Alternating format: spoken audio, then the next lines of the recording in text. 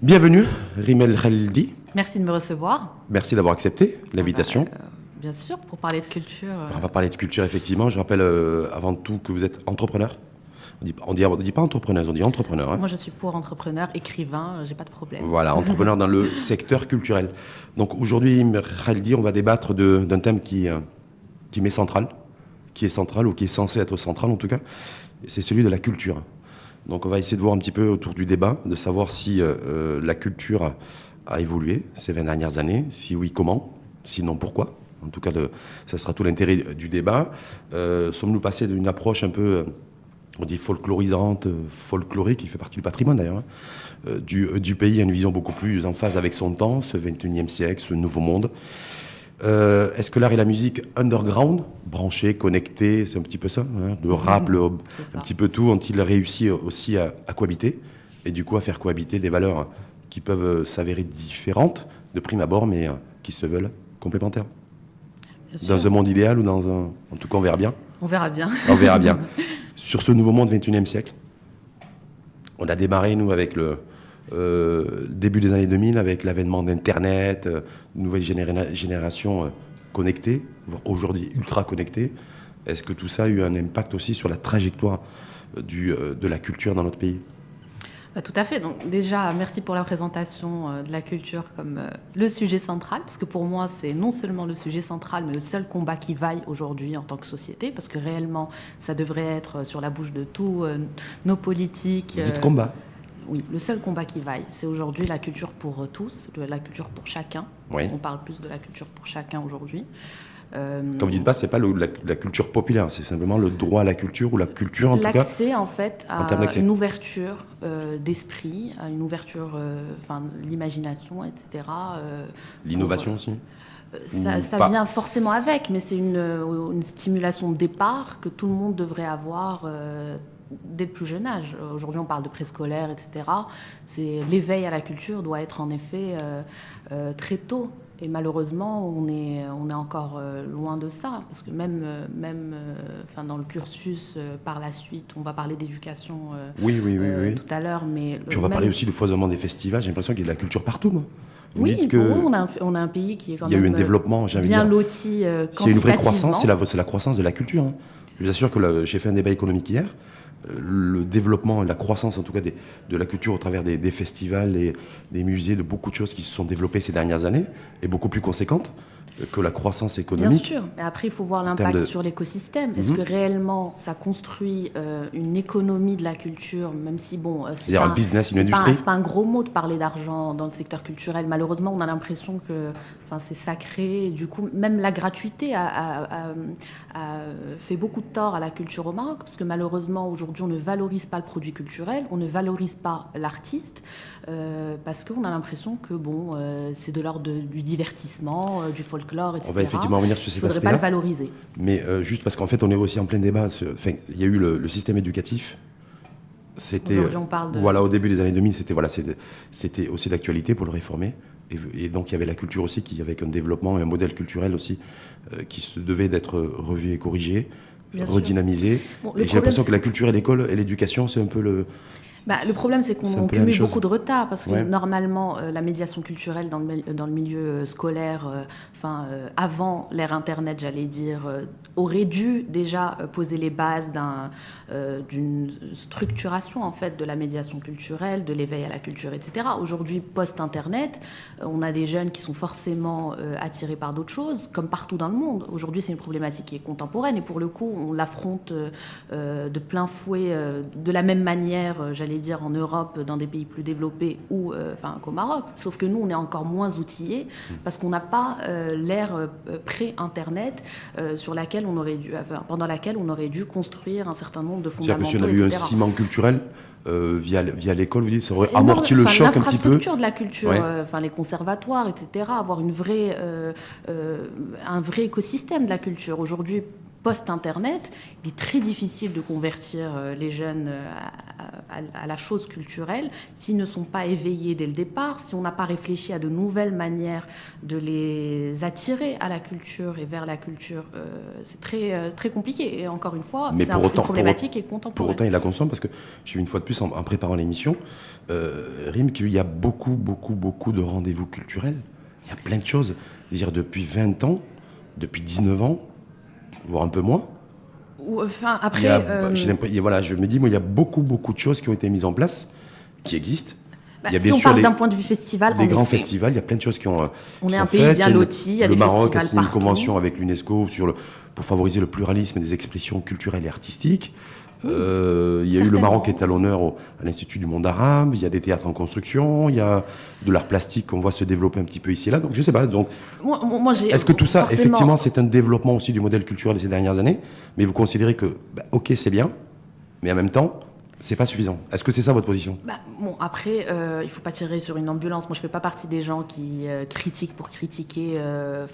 Tout est bien à prendre, j'allais dire, même si c'est un peu naïf de le présenter comme ça. Aujourd'hui, en effet, il y a plein de festivals au Maroc. On est bien lotis de ce point de vue-là. Après, mais quel festival, quel contenu, quelle médiation. S'il s'agit de folklore, etc., moi, j'ai pas de problème avec ça. Mais il ne faut pas. Vous n'avez pas de problème avec les moussem qu'il peut y avoir dans différentes régions du pays. C'est important que ça reste, et c'est important que ça reste, mais que ça ne soit pas la seule chose, parce qu'on les enferme quelque part dans ce qu'ils connaissent déjà, d'année en année, etc. C'est bien d'entretenir ce genre de choses. Moi, je n'ai rien contre, mais il faudrait qu'il y ait un festival de cinéma là où il y a le moussem donc moi j'ai pas de problème. C'est-à-dire le super Mégarama à côté du Moussem. Pas forcément un super Mégarama, ça peut être un cinéma en plein air. Il y a plein d'options. Après, il faut être aussi très pragmatique. On n'a pas, encore une fois, même une ville comme Casablanca aujourd'hui est très faible. On n'a pas en termes d'infrastructure, on n'a pas de salle de concert qui soit aménagé, équipé pour recevoir des concerts. Je crois qu'on va bientôt en avoir une avec le Grand Théâtre de Casablanca qui va pouvoir. C'est bien ça, oui, non on qui va bientôt ouvrir. C'est le spectacle à ciel ouvert, je crois savoir. Il y a en effet des choses qui sont prévues sur l'esplanade. Il y a les petites salles. Il y a plus. L'enjeu, c'est plus les petites salles de 600 et 300 personnes, parce que la jauge de 1800 est plus compliquée à remplir. Mais ces deux salles-là, en effet, qui sont adjacentes à l'amphithéâtre, sont en effet les plus importantes à mon sens. Et pourrait, en effet, s'il y a une programmation portée par le Grand Théâtre, ça peut en effet structurer une scène musicale à Casa. Donc, on en est très loin aujourd'hui, même à Casa, c'est ce que je veux dire. Ouais, la capitale économique. Mais en fait, on est toujours un modèle un peu hybride, ce que vous voulez dire. Enfin, hybride, c'est-à-dire un peu patrimonial, folklorique, on le disait avec les moussem, avec les grandes fêtes traditionnelles aussi, fêtes de la culture un peu populaire dans des contrées un petit peu retirées. Et de notre côté, on a des jeunes, le phénomène Naïda aussi, parce que je parlais par d'art plastique, 2003-2004, ça swingait. C'est Barabara qui vient de se terminer là à Casa, qui est le festival de street art de Casa. Il y a Jidar Araba aussi. Toute cette culture qu'on appelle aujourd'hui, qu'on appelait underground, mais qui ne l'est pas réellement. Aujourd'hui, elle devient un peu. C'est de la culture urbaine ? Contre-culture, c'est comme ça qu'on a terme d'appellation. Voilà, mais après on peut pas réellement parler d'underground au Maroc parce que il y a des spécificités qui sont particulières. Mais aujourd'hui, on remarque ça même ailleurs dans le monde. Le rap est la musique la plus écoutée. Aujourd'hui, il y a une réhabilitation de la musique un peu alternative, des contre-cultures qui deviennent mainstream et qui deviennent un peu cool, ce qui est cool, et puis porté par cette jeunesse, alors ça lui parle, ils produisent, ils consomment de cette musique-là. Oui. Et ça existe un petit peu chez nous. Bien sûr. Ça se développe chez nous. Bien sûr, il y a le boulevard aujourd'hui qui catalyse qui fédère cette scène et qui est aujourd'hui un rendez-vous incontournable de la scène kazaoui, si ce n'est l'un des seuls. Ouais. Parce qu'aujourd'hui qui s'était retrouvé aussi, il faut le rappeler aussi en difficulté. Bien sûr, parce qu'aujourd'hui on est forcément tributaire quand on travaille dans la culture, on est forcément tributaire de subventions et de sponsoring, ce qui rend forcément... Subventions, sponsoring, et aussi peut-être aussi de partis de formations politiques qui voient ou qui verraient d'un mauvais œil l'expression d'une culture, qu'elle soit musicale ou ou artistique aussi, oui, en fonction de ses propres valeurs. Donc des fois, il y a des espèces de règlements de compte, de prise de position idéologique à l'égard d'expressions culturelles comme c'est sûr. Moi, je comme pense le boulevard, par exemple, qui a dépassé vécu ça. je pense que c'est un peu dépassé dans le cas du boulevard, parce que bon, il a vécu en effet ce côté un peu, bon, les métalleux, il y a forcément des associations. Des hard rockers, parce qu'à l'époque, c'était pas les rappeurs. Oui, il y a 10 ans, comme quoi, là, on est sur des scène métal. Oui, mais au boulevard. on voyait beaucoup plus de métalleux. Oui, bon, après, en effet... que de rappeurs il y a 10 ans, quoi. Oui, bon, parce qu'ils ils évoluent avec leur temps. Mais aujourd'hui, je pense qu'il y a une réhabilitation du boulevard. Tout le monde, enfin, même les partis politiques essayent de se l'approprier, ça peut être des électeurs. Donc, oui, bon, après, je pense que personne n'est dupe aujourd'hui de ce genre de... Mais c'est quand même fou, parce qu'en fait, on se rend compte que ces 10-15 dernières années, en fait, on a été très influencés, très mondialisés, en fait. Parce que toutes les influences, je veux dire, culturelles, artistiques et musicales dominantes à travers le monde, on les a eues chez nous. Il y a eu ces passages, il y a des espèces d'interférences. Bien sûr, Internet a permis beaucoup de choses. Aujourd'hui même, on le voit chez des jeunes de milieux modestes qui n'ont pas forcément voyagé, etc., qui peuvent développer des passions, que ce soit pour le cinéma, pour les mangas, etc., et être des experts. Moi, je connais des cinéphiles, confirmés, qui ont vu qui ont une culture cinématographique, etc., qui est incroyable. Et tout ça a été permis par Internet, par le streaming, certes par le piratage, etc. Mais j'ai envie de dire, pourquoi pas, dans un pays comme le nôtre, Donc on peut être critique de cinéma. Vous connaissez des personnes, des gens, des individus, des jeunes, plus ou moins jeunes, qui pourraient être critiques de cinéma. Ah oui, complètement. J'en connais un grâce aux réseaux sociaux, grâce à YouTube, grâce à toutes les nouvelles technologies. Incroyable. Et qui a par la suite pu assister au Festival de Cannes à plusieurs reprises, parce que bon, il s'est inscrit sur un espèce en tant que cinéphile, etc. Et bon, le Festival de Cannes a ouvert il y a 2 ans la possibilité aux cinéphiles de... C'est I Have a Dream, quoi. Et incroyable. Oui, voilà. C'était, franchement... Non, mais voilà, c'est intéressant. Et dans d'autres domaines, même la lecture, bon, c'est plus rare, parce qu'aujourd'hui, encore une fois, c'est une problématique mondiale. Les jeunes et la lecture, c'est un peu compliqué. Mais est-ce que c'est pas dépassé, ce débat, aujourd'hui? Est-ce que c'est pas être sur des positions un peu préhistoriques, l'ancien monde aujourd'hui, que de considérer, parce qu'effectivement la lecture est une composante dynamique essentielle de la culture, et de se dire tous les ans, à la veille du salon du livre et de l'édition à Casablanca, on lit, les Marocains ne lisent que 2 minutes par jour. Oui, mais par jour. Est-ce que quand vous dites-vous qu'aujourd'hui vous avez un exemple vivant, concret d'une personne qui s'est formée d'elle-même pour devenir aujourd'hui critique de cinéma, qui est allée au Festival de Cannes grâce aux nouvelles technologies? Est-ce que c'est pas ça le modèle inspirant, plutôt que de se lamenter tous les ans en disant on ne lit que 2 minutes par jour? Moi, j'ai un côté un peu conservateur sur la lecture. Ouais. Moi, je pense que réellement, une fois qu'on a accès, pour moi, la littérature, la lecture en général, c'est la seule expérience de liberté qu'on puisse avoir réellement. Et une fois qu'on a accès à ça, on aimerait que la majorité... on ne peut pas faire de tout le monde des lecteurs confirmés et fidèles, mais ne serait-ce que les amener à ça très jeunes, qui comprennent. Moi, je pense qu'aujourd'hui, la culture, il y a un enjeu de communication dessus. Il faut qu'à un moment, ça soit fun. Il faut que ça soit cool d'avoir un livre dans le tram. Il faut que ça soit cool. Le tram, d'ailleurs, avait fait des choses. Et lire sur son smartphone, non, c'est pas cool, oui, c'est pas underground, ça. Oui, pourquoi pas. Moi, lire tant qu'on lit. Tant qu'on consomme la lecture. Ouais. Bon, moi, j'ai un rapport charnel au livre. Vous avez précisé, vous étiez conservatrice en la matière. Conservatrice sur ça, oui. Bon, après, on se refait pas, moi. Bref. Mais il faut en effet rendre la culture un peu déjà plus légère. Il faut que ça soit. Si je vous dis, sans être transgressif, de rendre la culture plus sexy. Est-ce que c'est ça que vous voulez dire, en fait? Oui, il y a de ça. Vous pouvez le dire, il n'y a pas de ça. Bon, après, il faut être prudent sur ça, parce que il y a, étant donné que, en France, c'est l'exemple qui est le plus proche, même si on nous reproche souvent d'avoir ça comme horizon. Eux se posent la question de la culture vs le divertissement. Et aujourd'hui, il y a une sorte de Disneylandisation de la culture. Parce que le business, il est dans le divertissement, c'est pour ça, non? On va se retrouver avec Barbie au Grand Palais, une exposition de Barbie au Grand Palais, Star Wars, etc. C'est des questions qui se posent. Bon, nous, on est très très loin de ces enjeux-là. Mais pourquoi ces questions-là se posent, Rimet Khaldi? Parce que c'est des subventions publiques qui sont assez importantes. Est-ce que on amène les gens parce que c'est les big business, non? quand vous avez fait référence à Star Wars, par exemple, pour ne pas citer Game of Thrones, on fait toutes les super méga productions américaines. Aujourd'hui, on se gratte toujours la tête pour savoir pourquoi est-ce que les États-Unis sont une hyperpuissance, voire une superpuissance. C'est parce qu'ils sont avant tout une méga puissance en matière de culturelle. Bien sûr, moi je ne suis pas contre la pop culture. Moi je pense qu'en effet, c'est un enjeu important pour une société d'avoir des références communes, que ce soit dans la pub, dans la télé, etc. Tout ça participe à une pop culture, à une culture populaire au sens positif du terme, qui est partagée et qui crée un ciment commun à tous. Le problème, c'est que est-ce que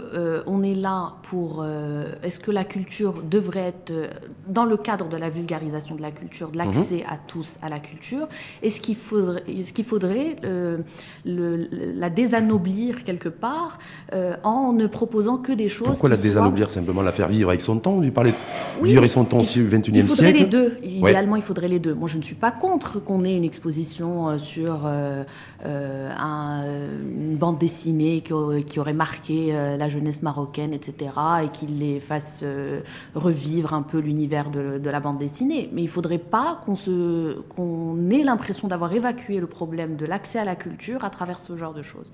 Parce qu'en effet, on remplirait les musées. Il ne faut pas qu'il y ait que ça. Mais il ne faut pas qu'il y ait que ça. Il faudrait qu'il reste une place pour un éveil à d'autres choses, des choses qui sont peut-être moins sexy, comme vous disiez, de prime abord, mais qui amènent à des interrogations, à une stimulation de l'imagination qui sont autrement plus D'où le rôle et la fonction de l'école. Voilà, je suis vraiment conservatrice. Non, le rôle et la fonction de l'école. Bien sûr. Et justement là-dessus, il y a eu ce débat, vous avez vu, maintenant c'est l'adoption de la loi sur la langue d'enseignement de certaines matières scientifiques. Donc on est parti un peu sur la réintroduction du français comme langue d'enseignement. Est-ce que c'est une problématique aussi, une réalité qui se pose à la culture ? Bien sûr. La question des langues. Bien sûr, le gros problème aujourd'hui de la culture au Maroc, des expos au cinéma, la littérature, etc., d'expression française, c'est qu'aujourd'hui, il y a un vrai rejet de la jeunesse au sens large du français, parce que c'est l'endroit d'une frustration, d'une fracture sociale. Aujourd'hui, quand on ne maîtrise pas le français, quand on n'a pas un accent on a tous un accent, mais parce qu'on n'est pas... oui, un accent inné, naturel. Ne serait-ce qu'un accent prononcé, etc. Aujourd'hui, c'est l'expression d'une fracture sociale. Donc il y a un rejet. Mais est-ce que c'est une fracture culturelle aussi ? Aussi, forcément. Dans la dimension artistique du terme. Et on se retrouve à avoir une culture élitiste, dite élitiste, parce qu'elle est d'expression française, et la jeunesse qui va plus chercher du côté de l'anglais, etc. D'ailleurs, on parlait d'Internet. Aujourd'hui, on a des anglophones avec des accents british qui ont été incroyables. Mais c'est-à-dire quoi ? Ça veut dire que pour parer à cette problématique et dépasser cette contrainte, qu'est-ce qu'il faudrait faire ? Parce que, je dis une fois de plus, il y a plein de choses, des festivals, on a plein de choses, des rendez-vous culturels, des expos toutes les semaines, parfois plusieurs dans la même semaine. Et là, vous me dites aujourd'hui que la problématique qui s'est posée, ou qui se pose, en tout cas au niveau de l'école, le français, c'est aussi une espèce de frontière. Bien sûr. Bon, après, il y a le travail de la médiation culturelle qui est indéniable et qui est juste, qui est le plus important aujourd'hui, que ce soit pour un musée, pour une galerie d'art, etc. Le fait d'avoir des vrais médiateurs qui soient formés en Darija, en Shlha, etc., pour amener le contenu à tout le public. Aujourd'hui, on a un état de l'art dans ça. Enfin, on a des expériences qui sont plus ou moins réussies. Moi, je pense à l'usine, à Innsbeh, qui font un travail de médiation en Darija qui est important. C'est-à-dire le but de l'opération, Rémi El Khaldi, c'est de connecter des jeunes essentiellement à la culture via une espèce de passerelle où une médiatrice ou un médiateur parlerait leur langue de confort. C'est bien ça ? Oui, tout à fait. Pour les amener à la culture. Bien sûr. Après, le problème, c'est qu'on se retrouve à devoir régler énormément de problèmes. Comme quoi ? À travers la culture. Enfin, aujourd'hui, si on veut produire des événements culturels, etc., il faut en effet avoir une pensée complexe et réfléchir et essayer de régler à peu près tous les problèmes de la société marocaine, ses contradictions, ses conflits internes. Donc, ça fait énormément. Enfin, ça demande énormément à la fois d'énergie et d'argent, forcément, parce qu'aujourd'hui, produire un événement culturel, disons, de qualité, etc., ça suppose en effet des médiateurs, ça suppose... Et on part de loin et de très peu. Je suis très surpris, Khaldi, parce que je pensais que la culture, dans son ensemble, une approche universelle, mondialisée. Il n'y avait ni frontières, ni problématique de langue. Et là, vous me dites, eh bien si. Bien sûr. Eh bien si. La culture va de pair avec l'éducation académique de mais quand base. je vais dans un concert, que je vais dans un musée, est-ce que j'ai nécessairement besoin de maîtriser la langue française ou la langue de Shakespeare pour pouvoir apprécier, pour pouvoir la musique, m'éclater, si c'est un concert, voilà. Vous voyez ce que je veux dire ? La musique, c'est quand même le produit, j'allais dire, le plus immédiat. Donc c'est pour ça qu'aujourd'hui, on a énormément de festivals de musique, etc., qui permettent en effet de fédérer des publics différents, etc. En ce qui concerne les musées, oui, on peut très bien aller au musée, apprécier la peinture, la photographie, etc., sans pour autant avoir forcément les outils pour y avoir accès. Bon, c'est toujours mieux quand on les a, ces outils-là, pour comprendre un courant, une approche, une idée, un discours. C'est dommage de se contenter que de j'allais dire, après c'est un débat de fond. Est-ce que l'aspect sensible est suffisant ? Mais c'est un débat de sens dans la construction aujourd'hui d'un nouveau modèle de développement, y compris comme la dimension culturelle. Ce que vous dites là, que je découvre, moi, mon modeste niveau, me paraît très intéressant et très pertinent. Ne serait-ce et donc nécessite aussi l'ouverture d'un débat, y compris un débat de fond. Mais est-ce que là-dessus, les pouvoirs publics, le ministère de la Culture est sensible à cette question-là ? Est-ce qu'il y a des sujets des sujets de discussion autour de ça ? Et ma deuxième question, est-ce que c'est essentiellement des jeunes issus de quartiers défavorisés qui se retrouvent aujourd'hui, j'allais dire, un peu les marginaux de cette offre culturelle auxquelles ils n'ont pas forcément accès parce qu'il y a la problématique de langue ? Alors, pour la première question, est-ce qu'il y a une politique culturelle au Maroc ? Moi, je dirais clairement non. Je pense qu'aujourd'hui, ça ne fait... Il y a de la culture, mais il n'y a pas de culture. Il n'y a pas de politique. Il n'y a pas de vision culturelle portée par l'exécutif, le gouvernement. Il n'y a pas de projet culturel porté aujourd'hui. Il y avait une vision Maroc culturel, Maroc Culture 2020, Patrimoine 2020. Oui, il y avait une vision sur le patrimoine, en effet. Sur la culture, un peu moins, j'ai l'impression. C'est Mohamed Sbiehi, d'ailleurs, qui était ministre de la Culture. Il n'y a pas réellement il n'y a pas de vision. Aujourd'hui, il n'y a pas de débat sur la culture. C'est même pas une problématique qui se pose. On lit très peu de choses sur ça. On entend très peu de prises de parole sur ça. Donc, c'est là où c'est inquiétant. Pas tant le fait qu'on n'ait pas... Pourquoi les pouvoirs publics et les politiques ne s'expriment pas là-dessus ? Est-ce qu'ils sont parce qu'ils sont insensibles à la culture ?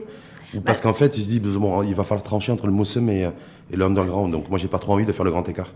On a un budget très limité, en effet, ça c'est évident. Budget du ministère ? Le ministère de la Culture, on est 700 millions de dirhams par an, qui, à mon avis, sert beaucoup plus au fonctionnement même de la mécanique du ministère. Il faut bien huiler la mécanique, comme on dit. Voilà. Mais beaucoup moins à réellement structurer un écosystème. Je crois qu'il y a une hausse aussi quand même du budget. On est passé de 500 à 700 en quelques années. Parce qu'avant, c'était 0,15% du PIB. Après, la culture a toujours été le parent pauvre des gouvernements, que ce soit ici ou ailleurs. Ouais. En France, on parle d'exception culturelle, c'est pas pour rien, parce qu'en effet, ils se sont rendus compte très vite du levier de sortie de crise que ça représentait, du secteur économique que ça représentait, et au-delà de l'aspect, j'allais dire, pécunier, de tous les avantages intangibles et immatériels qui en ressortent en termes de gestion du stress d'une société, etc. Ça fait retomber quand même pas mal la pression sociale, etc. Donc il y a énormément de retombées positives. Aujourd'hui, c'est le parent pauvre de la politique marocaine et c'est criant. Et on ne voit pas, malheureusement, de... Bon, là, il y a eu quelques articles ces derniers temps. Je pense que le travail de Naila Tiazi aussi en est pour beaucoup. À la tête de la Fédération des industries créatives à la CGM. Industries culturelles et créatives, exactement. Il y a pas mal d'articles. Ça va booster. Ça va booster aussi, parce qu'en fait, on en est aujourd'hui sur la construction d'un modèle partenariat public-privé, si j'ai bien saisi, parce qu'on avait reçu Naila Tiazi ici même au mois de mars dernier. Donc c'était un petit peu ça, c'est faire converger les points de vue, les visions à la fois des pouvoirs publics, du ministère de la Culture et du secteur privé, via la CGM. Exactement. Faire converger, et puis c'est trouver des partenariats, des liens, et retisser en fait mutuellement un du lien culturel. Exactement. Parce que la société civile est certes en place, il y a des associations, des gens qui font des choses, etc. Mais c'est un secteur tellement structurant pour un pays qu'il est important de le faire... C'est-à-dire de faire converger pour structurer une offre culturelle Maroc. Voilà, une vision d'une part, et ensuite une vraie...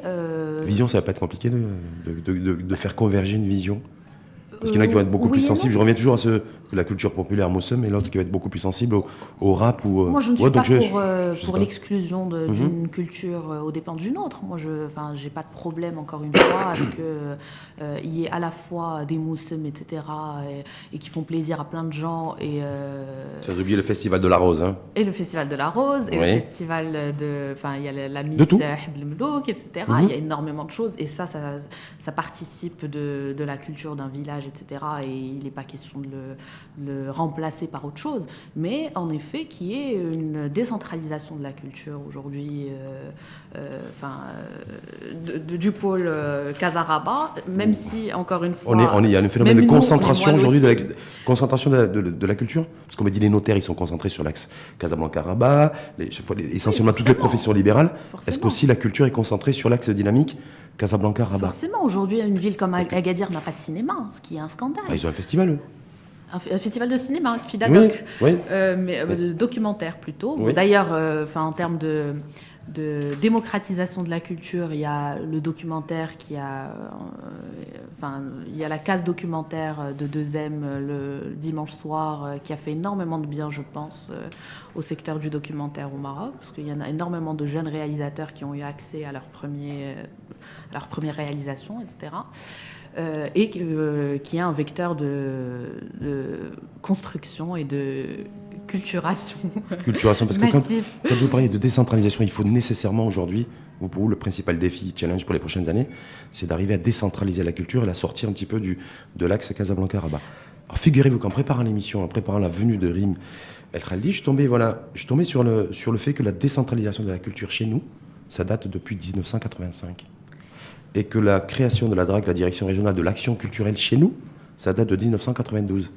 Oui, alors je me dis, Bon, après, encore une fois, décentralisé, mais même à Casa et Rabat, nous, on a tenu un agenda culturel depuis 5 ans maintenant. Il se passe très très peu de choses dans une ville comme Casa, qui est aujourd'hui une métropole, etc. Trop peu de choses d'un point de vue culturel, en termes d'offres. En termes d'offres, il y a très peu de choses. Il peut se passer des semaines sans qu'il y ait... Oui, mais est-ce qu'il doit nécessairement, parce que c'est intéressant, Rim, ce que vous dites, est-ce qu'il faut nécessairement qu'il faut des concerts, des festivals, des activités culturelles tous les jours, toutes les semaines? Est-ce qu'il ne faut pas laisser souffler? On sort de Casablanca il n'y a pas très longtemps, c'est un beau festival. Oui, mais malheureusement... pas trop. C'est pas trop votre truc. Non, je sais pas. C'est pas ça. Bon, il a le mérite d'exister parce qu'aujourd'hui, c'est l'un des rares festivals privés au Maroc, d'une part, et à Casablanca, on a 2 festivals. On a le Boulevard et Casablanca, parce que le festival de Casa, n'a pas été renouvelé cette année. Donc, une ville comme Casa, encore une fois, se retrouve, même si on a l'impression qu'il y a une centralisation de la culture, parce que c'est la capitale économique, mais... Pas tellement. Aujourd'hui, on a en effet la problématique des festivals qui se concentrent à une période de l'année, qui sont aussi qui captent plus ou moins tout le sponsoring à un moment donné. Et on se retrouve avec un agenda culturel à l'année qui est très faible, voire pauvre. Est-ce que c'est pas important aussi d'avoir de vrais marqueurs culturels avec de vrais rendez-vous, de grands festivals, vous voyez, sur ces choses-là qui sont aussi un peu les porte-drapeaux culturels, ce qu'on a vu aussi se développer ces dernières années. Et effectivement, ce qui était nécessaire aussi, c'est qu'en périphérie, il y ait des activités aussi culturelles et il y ait de la vie culturelle. Mais est-ce qu'il ne faut pas nécessairement, c'est pas le modèle aussi? Oui, le problème des festivals au Maroc, c'est qu'il y a... je parlais de gratuité tout à l'heure, il y a aussi le fait que le sponsoring impose une certaine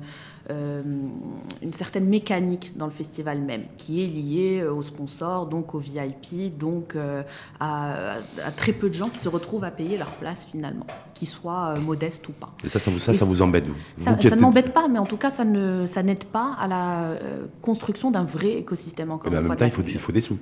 Oui, mais le problème, celui qui va donner des sous, il a aussi une attente en termes de retour sur image de la structure de l'entreprise, sur le fait aussi dans le monde sont d'avoir quelques sponsorisés. avantages. Après, nous, on a quand même un fonctionnement qui est relativement spécial parce que c'est forcément lié à une expérience qui est premium, qui est donc associée qui est destinée à certaines personnes, qui ne valorise pas plus le produit culturel en soi, qui peuvent arriver en retard, repartir, ne pas venir du tout. Donc, on se retrouve avec une grosse partie du public des festivals qui est malheureusement peu engagé et qui ne valorise pas au final et gratuit. qui ne participe pas. Parce que c'est gratuit. Parce que c'est gratuit. Donc vous êtes partisan de vos rimes de notre côté que l'école publique soit payante pour valoriser le savoir. Ah non, l'école publique, c'est différent. On consomme aussi du savoir. Non, c'est pas la même. Je suis pour une école publique gratuite pour tous. Et de qualité. Qualité pour tous. Mais la culture gratuite pour tous, non? La culture, moi, je suis pour la valorisation. Aujourd'hui, qu'un public, que demain, un jeune qui va à ma voisine paye ne serait-ce que 5 dirhams et valorisera l'endroit où il est. Il ne jettera pas d'ordures, il ne cassera pas, etc. Parce qu'il y a un vrai engagement. Parce qu'il a dépensé des sous, donc ça va le responsabiliser, ce que vous voulez dire. Exactement, on responsabilise le... Bon, après, ça peut être 5 dirhams, comme ça peut être, je sais pas, oui, mais en fait, une somme symbolique. Peut-être participer à un jeu concours où on va répondre à 3 questions sur l'artiste on est sélectionné, etc. Est-ce que c'est pas un peu utopique, ce que vous êtes en train de dire? Est-ce que c'est pas une forme d'utopie? De se dire, on va faire des petits jeux concours à l'approche d'un festival. Bon, après, avoir un festival gratuit dans un pays, c'est pas dans une ville une fois par an, c'est pas un problème. C'est pas tant ça qui va. Non, je veux dire, est-ce que l'essentiel du travail, il n'est pas en amont, en fait? Est-ce que le job ne doit pas être fait en amont? Bien sûr, il y a dans les espaces culturels, dans les centres culturels aussi, dans les différentes villes du royaume. Encore une fois, c'est un enjeu de médiation. Aujourd'hui, on se retrouve avec des festivals où on ne sait pas quel est l'artiste. On se retrouve avec un public qui est là, qui ne sait pas réellement de quoi on parle. Est-ce que réellement il y a un impact positif pour ça? Et même, moi, je remets en question même. Mais c'est aussi la responsabilité, j'ai envie de dire, de celui qui est là, qui est perché, qui là lui n'est pas connecté, en l'occurrence qui est déconnecté, et qui ne sait pas qu'il va assister à un concert de jazz ou de rap, vous voyez ce que je veux dire? Bon, je veux dire l'individu, l'assister, parce que ce que je vois dans votre discours aussi, c'est assister aussi l'individu, l'accompagner, lui faire comprendre un petit peu les enjeux, qu'il va aller voir tel artiste, lui faire comprendre aussi, voilà, c'est telle musique, c'est tel instrument. Bien sûr. Mais après, il y a en effet un effort à faire qui n'est pas fait. De l'individu, je pense. De l'individu. Bon, après, moi, j'aurais tendance plus à faire ce reproche aux gens qui ont accès plus facilement à la culture ailleurs, qui ont eu d'autres expériences, etc. Par exemple, à Casablanca, moi, je ne comprends pas qu'on ne fasse pas l'effort de comprendre quel est l'artiste quand on a eu une invitation gratuite. Et il y a un minimum d'efforts à faire. Et ce genre de choses, malheureusement, ne n'aide pas. Est-ce que c'est pas la liberté de chacun, ça? Oui, bon. Une composante aussi dynamique de la culture. J'irai pas faire l'appel à l'entrée d'un festival pour savoir qui c'est. Mon autre question, parce que je voulais finir un peu là-dessus. On parlait de business, vous avez parlé de Disneylandisation un petit peu d'une certaine offre culturelle. En tout cas, c'est très en vogue. Comment on fait pour développer l'industrie culturelle chez nous? Selon vous, c'est-à-dire clairement faire en sorte qu'on vende et qu'on fabrique et qu'on commercialise autant de voitures ou de câbles, d'ailleurs, ou de batteries, que de concerts culturels, ou que d'offres culturelles en tout cas, que de produits culturels. Produits culturels. La Disneylandisation de la culture, on n'y est pas. Nous, on a très peu de choses dans ce sens. Est-ce qu'on peut y aller? Très difficilement, parce que ça demande encore une fois... Il y a 20 ans, il y avait très peu de films super productions américaines qui se produisaient, en tout cas qui produisaient des scènes au Maroc. Aujourd'hui, c'est le cas. Donc on ne l'avait pas vu arriver, ce rêve marocain au niveau du cinéma. Par exemple. Vous voulez dire par rapport de voir Tom Cruise à Mère Sultan. Oui, bon, ça c'est du ressort de l'anecdote. Oui. Ouais, mais bon... On a eu Brad Pitt aussi qui est venu. On a eu les deux. On les a eu tous. Les deux beaux gosses sont venus chez nous. Mais est-ce que donc il ne faut pas aller aussi vers ça pour dire on va développer aussi l'industrie pas que l'industrie automobile, mais l'industrie de la culture. Bien sûr, mais aujourd'hui... Si oui, autour de quoi en fait? Le cinéma aujourd'hui, ce genre de production américaine en grande pompe attire un certain public, pas suffisamment, parce qu'il faut demander aux salles de cinéma qui ne se portent pas tellement bien. Aujourd'hui, le streaming aussi a fait beaucoup de mal aux salles de cinéma. Il faut aller sur Netflix, il faut dealer avec Netflix, non? Après, vivre avec son temps, c'est pas ça? Oui, mais c'est ce qui se passe, en tout cas pour ceux qui ont la possibilité de se permettre un abonnement. D'autres trouvent d'autres moyens. Mais ça va se démocratiser, ça va... Je veux dire, sur les 5-10 prochaines années, je pense qu'il ne faut pas attendre que les choses se mettent en place. Bien sûr, mais ça, il faut aussi anticiper. De toute façon, ça se fait, et ça se fait naturellement. Aujourd'hui, les jeunes sont plein de ressorts, arrivent à trouver les moyens de consommer, j'allais dire, ce qu'ils aiment. On parlait tout à l'heure des différents publics. Moi, ce que je remarque aujourd'hui, c'est que le public qui vient de milieux plus modestes, etc., fait beaucoup plus d'efforts pour aller vers la culture, pour l'apprécier, etc. Et un côté moins arriviste, plus authentique, c'est ce que vous voulez dire en fait. C'est ça les mots. Quelque part, oui. J'essayais d'être plus nuancée. Non, mais je pense que c'est ce que vous voulez dire en fait. Est-ce que c'est pas le processus de la démocratisation en route et en cours de la culture? C'est-à-dire qu'aujourd'hui, qu'on soit issu d'un quartier défavorisé ou qu'on fasse partie du haut du chapeau et haut du panier d'un point de vue social, est-ce qu'aujourd'hui, c'est grâce aux nouvelles technologies et ce Maroc qui est entièrement mondialisé, on le voit bien, les interférences, on le disait, Naïda, le métal, le rap, toutes ces différentes musiques font qu'aujourd'hui, les nouvelles technologies, en termes d'accessibilité, vont uniformiser en fait. Vont mettre sur la même ligne. C'est-à-dire l'égalité, la parité, ça ne concerne pas que l'homme et la femme. Ça va être aussi tous les Marocains face à la culture. Bon, après, malheureusement, si on ne compte que sur ça, si l'État ne joue pas son rôle de donner un accès égal à la culture dès le départ, à l'éducation dès le départ, on se retrouve avec des exceptions à la fin. En effet, il y a des gens aujourd'hui de grande qualité. Moi, je parlais du cinéphile tout à l'heure qui a fait sa culture cinématographique tout seul. On ne construit pas malheureusement une société avec des exceptions, avec des parcours. Avec des exemples aussi. Oui, c'est sûr. Mais c'est de l'ordre du miracle quelque part à l'échelle d'une société. Et on ne construit pas une société sur des exceptions. L'idée, c'est que réellement tout le monde soit habilité dès le départ, outillé pour apprécier ou non par la suite.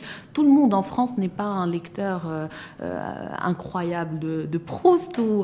Oui, bien sûr, mais complètement. Mais au départ, tout le monde a un accès égal et équitable à la culture et aux outils pour apprécier la culture. Et ensuite, ça passe par l'école, ça passe par les services publics. Bon, il y a énormément de facteurs. Il y a l'environnement familial. Ça démarre dans la famille. Famille, mais bon. 2, l'école, 3, l'environnement direct, c'est ça? Mais normalement, l'école est censée pallier l'apport familial s'il n'existe pas. L'école est renforcée par un environnement familial propice à la culture, etc. Mais l'école arrive à un moment pour essayer de gommer au maximum les inégalités de départ, de milieu, etc. Malheureusement, nous, on se retrouve avec un cumul d'inégalités, que ce soit de l'environnement de départ, l'école, et ensuite l'offre culturelle qui est inexistante ou très pauvre. Si je dis comme ça, il y a juste une pensée à haute voix, et pour finir là-dessus, je me dis, est-ce qu'il n'y a pas aujourd'hui plus de Marocains qui consomment de la culture qu'il y a 20 ans ou 30 ans? Au-delà du fait que l'indicateur démographique, on soit plus nombreux aujourd'hui qu'il y a 30 ans, en termes de nombre, est-ce qu'il n'y a pas une offre culturelle aujourd'hui, de la consommation culturelle, qui est beaucoup plus importante et beaucoup plus conséquente qu'il y a 30 ans, même si, une fois de plus, j'ai bien entendu votre discours, il y a plein de choses qui ont été faites ces dernières années, mais il y a aussi encore beaucoup de choses à faire. On a tendance à croire qu'en fait, c'était mieux avant, parce qu'on a l'impression que les salles de cinéma, etc., dans les années 70, fonctionnaient. Il y avait des ciné-clubs, il y avait énormément de choses. Il y avait 350 ciné dans les années 70. Exactement, les salles étaient remplies. Il y avait quelque chose, en tout cas, qui fonctionnait bien. D'un point de vue, proportionnellement à l'échelle de la société, démographiquement à l'époque, je ne suis pas sûre que ça représente plus qu'aujourd'hui. C'était en effet lié à une certaine tranche de la société urbaine, etc. Il y avait un alignement des planètes aussi, c'était qu'à cette époque-là aussi, dans les années 60-70, partout dans le monde, on allait au cinéma, y compris au Maroc. Donc c'était le lieu de consommation culturelle. Bien sûr, aujourd'hui, on a eu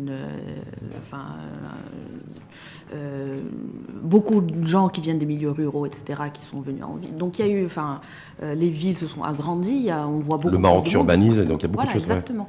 Est-ce qu'on consomme plus différemment? L'offre est plus importante en tout cas.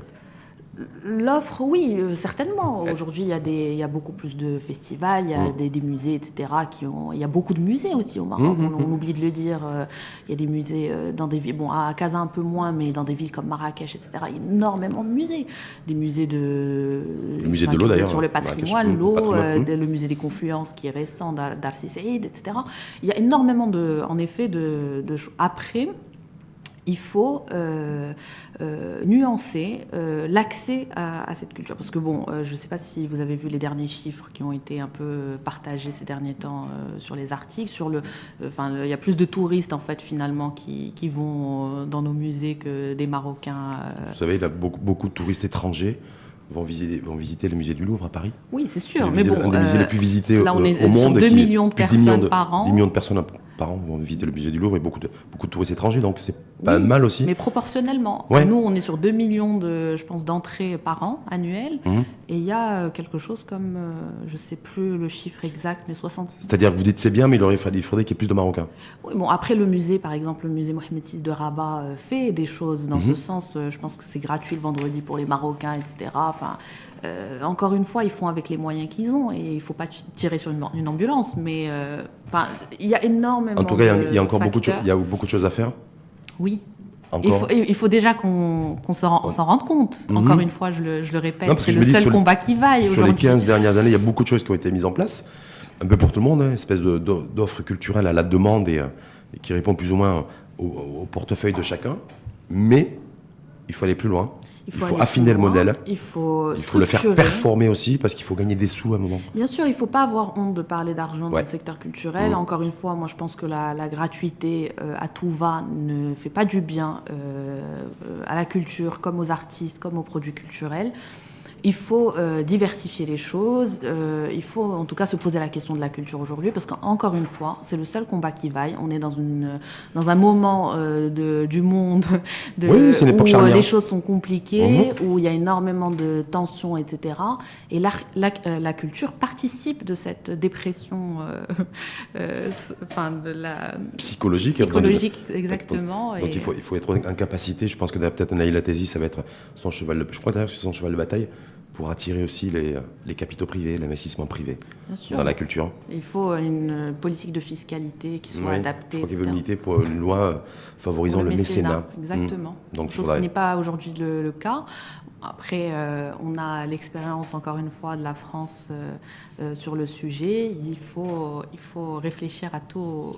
Il faut bien réfléchir sur la politique fiscale du mécénat pour essayer d'éviter les écarts. Bah oui, c'est clair. C'est pour ça la nécessité d'avoir une loi, un environnement et un cadre juridique qui encadre tout ça. Et qu'on ne prenne pas les choses telles qu'elles sont. Et qui encadre beaucoup mieux que le droit de propriété des droits d'auteur. Parce qu'il y a une loi depuis 2000 et puis voilà, c'est toujours ça patine aujourd'hui. On a toujours un peu de mal à l'appliquer. En tout cas, merci à vous. Merci à vous. Rym El Khaldi, entrepreneur dans le domaine culturel, les champs d'expertise, la médiation. C'est un mot qui me plaît. C'est un mot qui me plaît. Donc médiation culturelle, il n'y a pas que de la médiation sociale, il y a aussi de la médiation culturelle. Vous nous direz est-ce qu'il y a les écoles aussi qui forment à ces métiers-là, parce qu'on n'a pas parlé de ça. Oui, il y a des formations, des métiers diplômants. Il y a un master qui est récent à Casa. Qui est récent. Oui. Mais comme quoi, regardez, tout est en train de se mettre en ordre de marche. Il faut un peu de temps. On en reparle dans 10 ans. Dans 10 ans? Parce que vous êtes optimiste ou pessimiste? Moi, je suis une optimiste. De nature. Donc on en reparle dans 5 ans. Pendant 10 ans. Merci en tout cas. Merci à vous. Khaldi, je rappelle. Donc entrepreneur dans le domaine culturel, et je vous souhaite une belle journée. Merci à vous. Pareillement.